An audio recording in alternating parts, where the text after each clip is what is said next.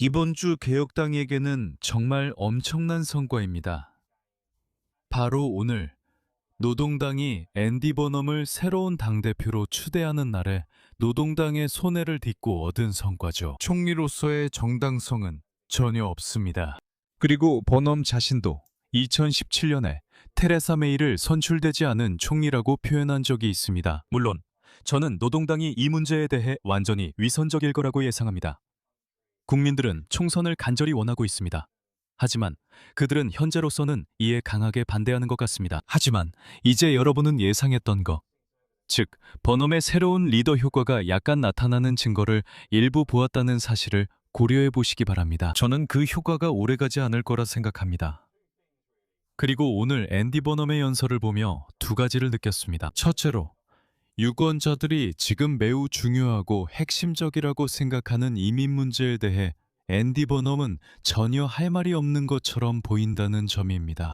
그리고 저는 버넘이 수십 년 전에 있었던 탈산업화에 대해 반복적으로 언급했다는 점도 주목했습니다. 저는 사람들이 제 정치적 방향성의 배경을 이해하길 바랍니다. 그래야 우리가 내리는 결정과 이유를 알 수 있습니다. 분명히 말씀드립니다. 영국은 1980년대 1년에 잘못된 선택을 했습니다. 정치 권력은 중앙 집중화되었고 경제 권력은 민영화되었습니다.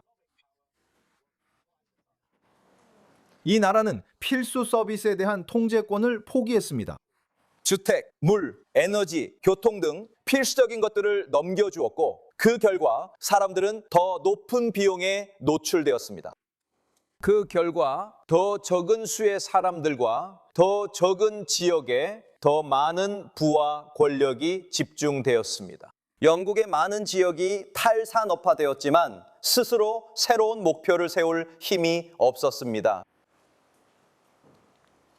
한때 자랑스러웠던 영국의 도시들은 이제 예전의 모습과는 달리 그림자만 남았고 전국 곳곳에서 흔히 볼 수 있는 번화가의 쇠퇴가 이어졌습니다. 노동당이 보수당의 정책을 이어받아 추진한 탄소 중립 집착이 이런 상황을 초래했다는 사실은 인식하지 못했습니다. 바로 지금, 과거가 아니라 현재 이 순간에 이 나라의 산업이 매우 심각한 속도로 쇠퇴하고 있습니다. 이 영상 마지막에 앤디 버넘의 연설 일부를 들려드릴 테니 못 보신 분들은 꼭 들어보시기 바랍니다.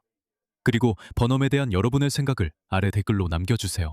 하지만 이번 주에 치러진 보궐선거와 관련해서는 노퍼 경찰 및 범죄위원장 보궐선거에서 큰 결과가 나왔습니다. 그 전에 우리가 봤던 여러 지방의회 보궐선거가 있었습니다. 그리고 우리는 케임브리지셔에서 시작합니다. 여기서 개혁당의 득표율이 떨어졌지만 무소속 후보의 꽤 큰 도전에도 불구하고 그 자리를 지켜냈습니다. 스태포드에서는 노동당이 자리를 지켰지만 노동당의 득표율이 상당히 크게 하락한 것을 볼 수 있습니다. 개혁당이 바로 뒤를 이어 2위를 차지했고 보수당은 크게 하락했습니다. 피터버러에서는 실제로 노동당에서 녹색당으로 의석이 넘어갔습니다. 그리고 보시다시피 녹색당이 그 의석을 차지했고 개혁당이 2위, 노동당이 3위, 보수당이 4위를 기록했습니다. 사우스 스태퍼드셔에서 보수당이 자리를 지켰지만 득표율이 크게 줄었습니다. 보시다시피 개혁당이 그곳에서 2위였습니다. 브렉랜드에서는 실제로 보수당이 노동당으로부터 의석을 얻었습니다. 그리고 노동당의 득표율이 완전히 무너진 것을 보세요. 그리고 이 큰 노퍽 경찰 및 범죄위원 선거에서는 이런 일이 일어났습니다. 개혁당이 노동당으로부터 이 자리를 차지했습니다. 보시다시피 개혁당만이 20% 이상의 득표율을 기록했습니다. 보수당의 득표율은 크게 하락해서 절반 이하로 줄었습니다. 녹색당의 득표율은 약간 하락했습니다. 노동당의 득표율은 3분의 2나 줄었습니다. 리스토어당은 약 11%를 기록했고 자유민주당도 9% 미만으로 하락했습니다. 그리고 지아 요세프가 지적했듯이 노퍼 경찰 및 범죄위원장 선거에서 토리당의 득표율이 2024년 34%에서 오늘은 겨우 15%로 폭락했습니다. 또한 케미바드는 5월 참패가 최고점 때문이었다고 주장하지 않았다고 했습니다. 하지만 다시 한번 이것은 2024년에 비해 보수당의 붕괴입니다. 왜냐하면 2024년으로 돌아가 보면 무슨 일이 있었는지 알 수 있는데 노동당이 35%로 이겼고 보수당은 34%에 조금 못 미쳤습니다. 정말 그렇지 않습니까?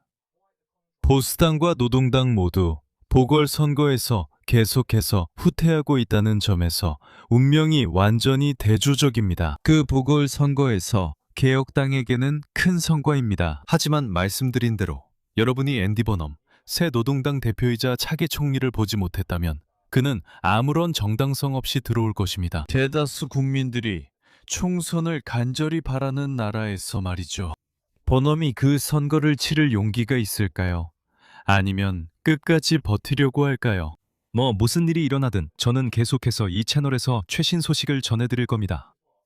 오늘 앤디 버넘이 한 말은 이렇습니다. 천천히, 때로는 거의 느껴지지 않게 40년 동안 정치적, 경제적 권력이 영국의 모든 지역과 국가의 우리 공동체에서 빠져나갔습니다. 지역이 어떤 것을 통제하지 못하면 그 결과는 다음과 같습니다. How can they connect people? 나라에서 임대료를 쫓으며 Leaves the country chasing. 복지 제도를 통해 민간 임대 부문에서 임대료로 흘러 들어가고 수천 가구의 임시 거주 비용을 지불하게 됩니다. 런던과 전국 다른 곳에서도 그렇게 해야 합니다. 그러면 그 돈을 어떻게 마련할 수 있겠습니까? 내방에 투자하고 사람들의 삶을 개선할 자금을 마련하는 것 사실 우리는 할 수 없습니다. 그리고 우리가 필수품의 비용에 대해 충분한 공공 통제를 하지 못한다면 어떻게 인플레이션을 통제할 수 있겠습니까?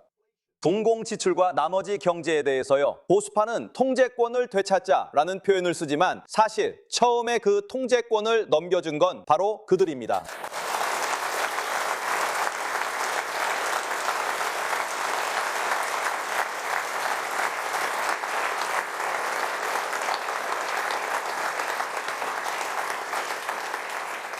모든 사람과 모든 지역을 위한 경제와 국가를 원한다면 그리고 그것이야말로 노동당 정신의 핵심이어야 한다고 저는 생각합니다. 지난 40년 동안 우리가 걸어온 길과는 다른 새로운 길이 필요합니다. 제가 이끄는 정부는 다음 주부터 자신 있게 그 길을 제시할 것입니다.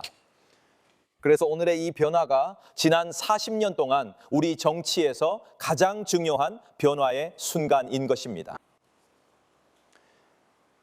이 변화는 우리를 삶의 부담이 더 적고 모든 사람과 모든 지역이 함께 나아지는 나라로 이끌 것입니다. 지금 그들이 있는 곳에서부터 말입니다. 그리고 여러분, 이것이 제가 여러분께 드리는 네 번째 약속입니다. 저는 모든 지역이라고 말할 때 진심입니다. 저는 북부, 남부, 동부, 서부 모두를 위한 리더가 되겠습니다. 스코틀랜드, 웨일스, 그리고 북아일랜드를 위해서도 말입니다.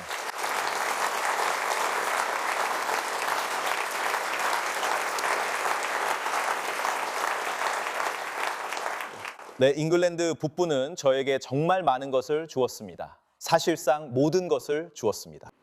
그리고 그에 대한 보답으로 저는 북부를 위해 제가 낼 수 있는 가장 강한 목소리를 내려고 애써 왔습니다. 그게 제 일이었죠. 하지만 이제는 모든 곳을 위해 똑같이 하겠습니다.